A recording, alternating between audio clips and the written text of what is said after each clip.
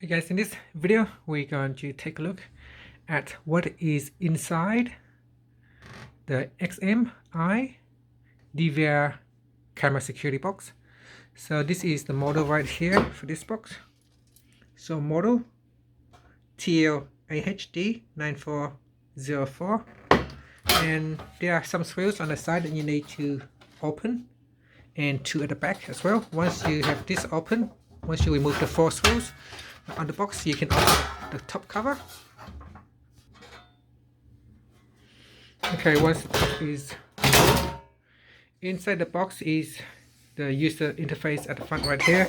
So it's connected to the user interface at the front, where you can control, where you have the control buttons that you can control the menu. You can use the menu button to play back the videos and so on. Then you got one hard drive in here. This is a 2 GB hard drive with this DVR, and you got a simple motherboard to control the camera. At the back here you got the camera input. So you got the camera input at the back here, as well as audio in, and then you got your connections.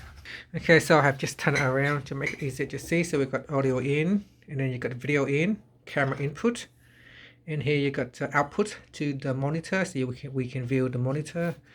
And then you got the network cable, RJ45 network cable, and you got the 2 USB port for the mouse and keyboard, and then you got the power input for the DVR.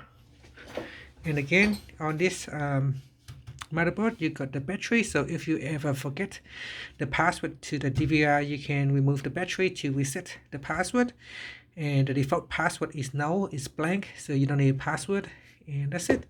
So that is what inside the XMEye camera or DVR box for your security camera. Thank you for watching this video.